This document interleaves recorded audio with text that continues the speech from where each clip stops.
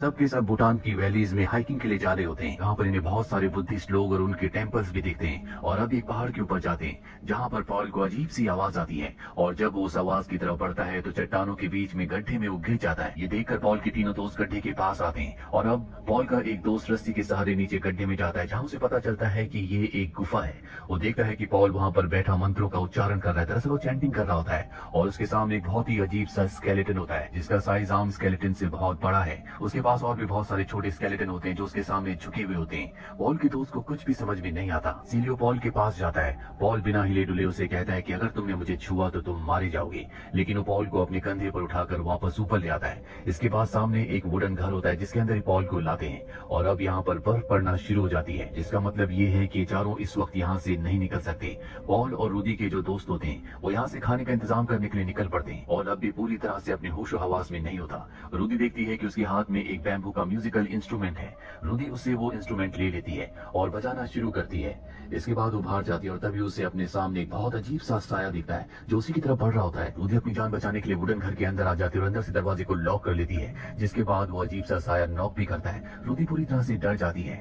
अब कुछ देर बाद उसके दोनों दोस्त अंदर आते हैं। रूदी को बताते हैं कि उन्होंने बाहर किसी को नहीं देखा, लेकिन रूदी अब भी पूरी तरह से डरी हुई होती है। जिनका यहाँ पर दूसरा दिन है। रात को सब के सब सो जाते हैं और जब सब सो रहे होते हैं तो पॉल उठकर रूदी के कान में कुछ कहता है। अगली सुबह दिखाया जाता है कि पॉल घर में नहीं होता। उसके पैरों के निशान बाहर की तरफ जा रहे होते हैं। इन तीनों को नहीं पता कि पॉल कहाँ गया है, इसीलिए उसके कदमों का पीछा करते हुए तीनों के तीनों पॉल तक पहुंच जाते हैं। वो एक चट्टान के किनारे पर होता है। उसके हाथ में वो बैम्बू म्यूजिकल इंस्ट्रूमेंट होता है जिसे वो बजा रहा होता है और अब यहाँ पर पॉल का दोस्त उस पर चिल्लाना शुरू कर देता है। वो कहता है कि तुम इस तरह से अकेले नहीं जा सकते, हम सब तुम्हारे लिए डर गए थे।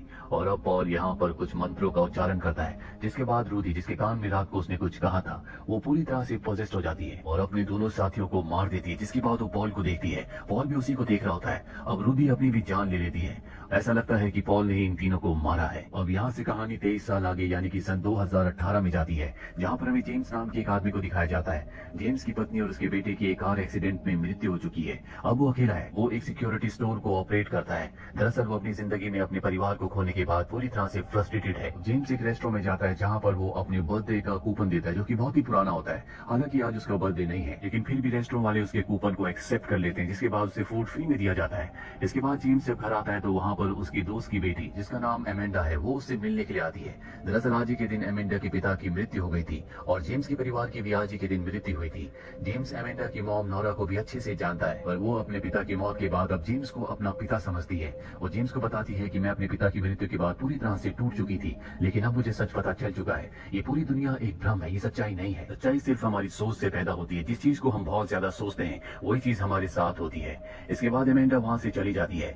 अगली सुबह एमेंडा की मॉम जब उसके कमरे में जाती है तो वो वहाँ पर नहीं होती और बाथरूम में जाने के बाद वो देखती है कि वहाँ पर एक मैसेज लिखा हुआ है जिसमें लिखा होता है the empty man made me do it, यानी कि एम्प्टी मैन ने मुझसे ये करवाया है। एमेंडा की मॉम को ये मैसेज बिल्कुल भी समझ में नहीं आता, इसलिए वो यहाँ पर पुलिस को और जेम्स को बुलाती है। जेम्स देखता है कि वहाँ पर एक फोंटीफैक्स इंस्टीट्यूट का ब्रोशर है जिसके पीछे ट्यूल्पा लिखा होता है। इसके बाद जेम्स एमेंडा की दोस्त से स्कूल में मिलने के लिए जाता है जहाँ पर उसकी दोस्त जब उसके साथ कार में बैठी होती है तभी उसे एक साया दिखता है जिसे देखकर वो डर जाती है और अब वो जेम्स को बताती है कि 2 दिन पहले एमेंडा के साथ हम सब के सब दोस्त एक ब्रिज पर गए थे जहाँ पर एमेंडा ने हमें एम्प्टी मैन के बारे में बताया था जो यहाँ का लोकल लेजेंड है। साथ ही उसने ये भी कहा था कि अगर शाम के वक्त में यहाँ पर कोई खाली बोतल मिले उसमें फूंक मारकर एम्प्टी मैन के बारे में सोचने से वो तुम्हारी जिंदगी में शामिल हो जाएगा। पहले दिन तुम्हें सिर्फ उसकी आवाज सुनाई देगी, दूसरे दिन वो तुम्हें दिखेगा और तीसरे दिन वो तुम्हें खुद ढूंढ लेगा। एमेंडा के कहने पर हम सब ने खाली बोतल में ब्लो करने के साथ साथ एम्प्टी मैन के बारे में सोचा था जिसके बाद हमें अजीब सी आवाज सुनाई दी। साथ ही वो ये भी बताती है कि मैंने एमेंडा को इस घटना के अगले दिन अपने दोस्त के कान में कुछ कहते हुए देखा था और अब वो अपने दोस्तों के सभी एड्रेस को जेम्स को देकर वहां से निकल जाती है। जेम्स इसके बाद एमेंडा के सभी दोस्तों के घर जाता है लेकिन उसे कोई भी नहीं मिलता, लेकिन एक दोस्त के घर में उसे उसी इंस्टीट्यूट का ब्रोशर मिलता है जो उसे एमेंडा के घर पर मिला था और अब जेम्स उसी ब्रिज पर आ जाता है जहाँ पर इन सब ने खाली बॉटल में ब्लो करके एम्प्टी मैन के बारे में सोचा था। वहाँ पर जेम्स को भी खाली बॉटल मिलती है जिसमें वो ब्लो करता है और जब वहाँ से जा रहा होता है तभी उसे मेटल की आवाज आती है जो ब्रिज के नीचे से आ रही होती है। जब वो नीचे जाता है तो देखता है कि वहाँ पर सभी के सभी बच्चे जो गायब थे जिन्होंने बॉटल के अंदर ब्लो किया था वो मारे जा चुके हैं। यहाँ पर जो मैसेज होता है जो एमेंडा के वॉशरूम में मिरर के ऊपर लिखा था the empty man made me do it. James इस घटना के बारे में पुलिस को बता देता है और अब जिस लड़की ने यहाँ पर जेम्स को सब दोस्तों का एड्रेस दिया था उसकी भी मृत्यु हो जाती है। दरअसल अब तक जितने भी लोगों की मृत्यु हुई होती है उन सबको देखकर ऐसा लगता है कि उन सब ने अपनी जान खुद ली है, लेकिन जेम्स को ऐसा नहीं लगता। इसीलिए वो इसे इन्वेस्टिगेट करने के लिए इंटरनेट पर पॉन्टिफिक्स सोसाइटी और ट्यूलोपा को सर्च करता है, जिसके बाद उसे पता चलता है कि ये एक कल्ट ऑर्गेनाइजेशन है जिनका मानना ये है कि डीप मेडिटेशन से, ध्यान से किसी भी चीज को रियलिटी में लाया जा सकता है। जेम्स सब कुछ जानने के बाद उस इंस्टीट्यूट में जाता है जहाँ पर उसे रिसेप्शन पर एक फॉर्म को फिल करने के लिए दिया जाता है, तो यहाँ पर आने वाले हर एक इंसान को दिया जाता है, लेकिन जेम्स उसे फिल नहीं करता और अब वो उस रूम में जाता है जहाँ पर एक आदमी जो कि यहाँ का हेड होता है वो सबको एक स्पीच देता है। उसकी बातें हूबहू वैसी थी जैसी जेम्स ने एमेंडा से कही थी और वो कहता है कि मैसेज एम्प्टी मैन की तरफ से है। दरअसल ये भी एम्प्टी मैन का फॉलोअर है। अब स्पीच खत्म होने के बाद जेम्स उस हेड से मिलता है और एम्प्टी मैन के बारे में उससे पूछता है। हेड उसे बताता है कि एम्प्टी मैन एक तरह की पावर है, वो तब तक अपने फॉलोअर्स की विश को पूरा करता है जब तक उसके फॉलोअर्स उस पर पूरी तरह से यकीन करते हैं। दरअसल जेम्स अब भी एमेंडा को ढूंढ रहा होता है क्योंकि उसका कहीं कुछ पता नहीं चला। यहाँ पर एक लड़की से एमेंडा के बारे में पूछता है पर वो भी उसे कोई इन्फॉर्मेशन नहीं देता। जेम्स अब एमेंडा को यहाँ पर ढूंढने लगता है। वो एक जगह जाता है जहाँ पर कुछ लोग एक ब्लैक पेपर को देख रहे होते हैं, साथ ही एक रिकॉर्डिंग भी सुन रहे होते हैं। जेम्स को कुछ भी समझ में नहीं आता कि सब क्या कर रहे हैं। इसके बाद वो नीचे बेसमेंट पे जाता है जहाँ पर कुछ लोग चेयर्स पर बैठे होते हैं और इस सब के सब एम्प्टी मैन को बुला रहे होते हैं। जेम्स को यहाँ से बाहर निकाल दिया जाता है। बाहर उसे वही लड़का मिलता है जिससे उसने एमेंडा के बारे में पूछा था और अब उसे बताता है कि एमेंडा को यहाँ से पॉन्टिफिक्स के कैंपस में ट्रेनिंग के लिए भेज दिया गया है जो कि एक जंगल में है। तुम्हें इन सब से दूर रहना चाहिए क्योंकि ये लोग बहुत ज्यादा खतरनाक है। जेम्स किसी भी कीमत पर अपने दोस्त की बेटी एमेंडा को ढूंढना चाहता है, इसीलिए वो जंगल में जाता है जहाँ पर उसे केबिन मिलता है। जब उस केबिन के अंदर जाता है तो वहाँ पर बहुत सारी फाइल्स होती हैं। इन फाइल्स में एमेंडा की फाइल के साथ साथ जेम्स की भी फाइल होती है जो पूरी तरह से ब्लैंक होती है।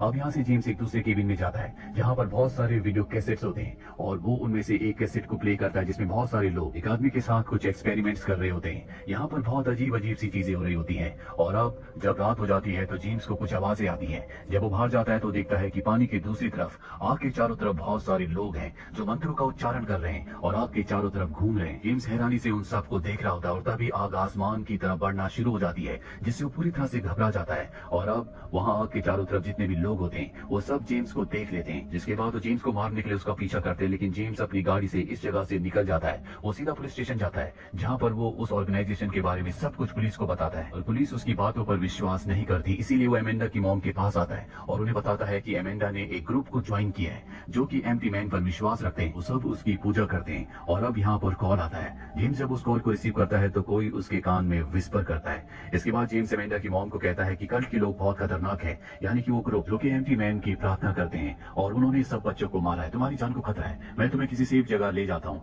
दरअसल ये दोनों हमेशा से एक दूसरे को प्यार करते थे लेकिन इन दोनों की शादी अलग अलग जगह हो गई और अब जेम्स एमेंडा की मॉम को एक होटल में ले जाता है और कहता है कि तुम्हें यहाँ पर रहना चाहिए। जेम्स जब सो रहा होता है तभी अचानक से डर कर उसकी आंख खुल जाती है। वो देखता है कि उसके सामने एक साया है। वो उसे मारने के लिए आगे बढ़ता है लेकिन उस साया गायब हो जाता है और अब अगली सुबह जेम्स एक बार फिर से पॉन्टिफिक्स इंस्टीट्यूट जाता है। यहाँ पर वो देखता है कि वो लड़का जिसने उसे फॉरेस्ट के बारे में बताया था वो अपने साथियों के साथ कहीं जा रहा है। जेम्स उनका पीछा करता है। वो सब के सब हॉस्पिटल जाते हैं। जेम्स भी उनके पीछे पीछे हॉस्पिटल पहुंच जाता है। जेम्स देखता है कि वो सब के सब एक आदमी के सामने झुक गए हैं जो आदमी हॉस्पिटल में कोमा में है। जेम्स पूरी तरह से कंफ्यूज हो जाता है, इसीलिए बाहर निकलने पर वो उस लड़के को पकड़ लेता है जिसने उसे फॉरेस्ट भेजा था और उसे टॉर्चर करने पर वो लड़का बताता है कि मुझे मेरे ग्रुप के लोगों ने तुम्हें वहां पर भेजने के लिए कहा था। जेम्स उससे हॉस्पिटल वाले आदमी के बारे में पूछता है। वो लड़का बताता है कि एम्प्टी मैन उस आदमी के जरिए हमसे बात करता है। जेम्स को इसकी बातों से कुछ भी समझ नहीं आता, इसलिए शाम होने पर वो एक बार फिर से पॉन्टिफिक्स इंस्टीट्यूट में जाता है। वो उस जगह जाता है जहाँ पर सभी फाइल्स होती है। यहाँ पर फाइल नंबर 14 होती है जिसमें लिखा होता है मैनिफेस्टेशन और जब वो उस फाइल को खोलता है तो पूरी तरह से हैरान हो जाता है क्योंकि ये जेम्स की फाइल होती है जिसमें उसके परिवार के बारे में सब कुछ लिखा होता है, साथ ही उस फूड कूपन के बारे में भी जो उसका बर्थडे कूपन था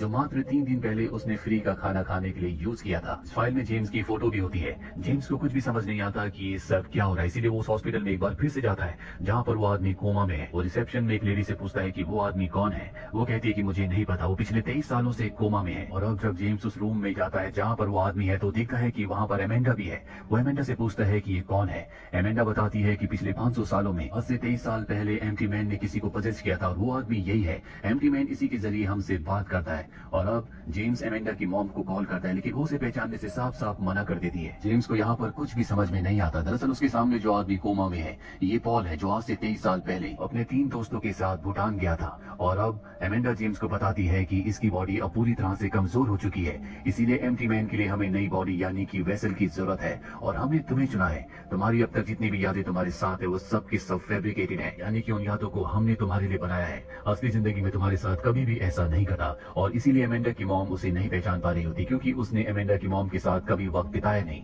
एमेंडा कहती मुझे पता है कि तुम्हारा और मेरी मॉम का अफेयर है, क्योंकि वो याद भी मैंने तुम्हारे दिमाग में बनाई थी। क्योंकि नए वेसल के अंदर फियर और गिल्ट होना बहुत जरूरी है। तुम हमारे नए टुल्पा हो। और अब जेम्स तड़पने लगता है। उसकी कॉन्शियसनेस उसी जगह चली जाती है जहाँ पर आज से 23 साल पहले पॉल एक स्केलेटन के सामने खड़ा था। इसके बाद एम्प्टी मैन की सोल उसके अंदर चली जाती है और अब जेम्स के अंदर एम्प्टी मैन का पूरी तरह से कंट्रोल है। यहाँ पर हमें फ्लैशबैक में वो वक्त दिखाया जाता है जब एमेंडा के पिता की मृत्यु हुई थी। तब जेम्स उसके घर पर गया था जहाँ पर वो उसकी मॉम के साथ क्लोज हुआ था और ठीक उसी वक्त जेम्स के परिवार की एक्सीडेंट में मृत्यु हो गई थी। और अब जेम्स जो कि पूरी तरह से एम्प्टी मैन के कब्जे में है, वो वापस अपने घर आता है। हाँ, उसे पूरी तरह से यकीन हो चुका है कि वो एक असली इंसान नहीं है बल्कि वो एक टुल्पा है जिसका जन्म आज से 3 दिन पहले हुआ है। और उसे इस बात पर इसलिए भी विश्वास है क्योंकि एमेंडा की मॉम जिसके साथ उसका अफेयर था वो उसे अब नहीं जानती, यानी कि उसकी सारी यादें बनी हुई हैं। और अब जेम्स उस जगह जाता है जहां पर पॉल की बॉडी हॉस्पिटल में जो कोमा में है, वो पॉल को मार देता है, जिसके बाद हॉस्पिटल का पूरा स्टाफ उसके सामने झुक जाता है।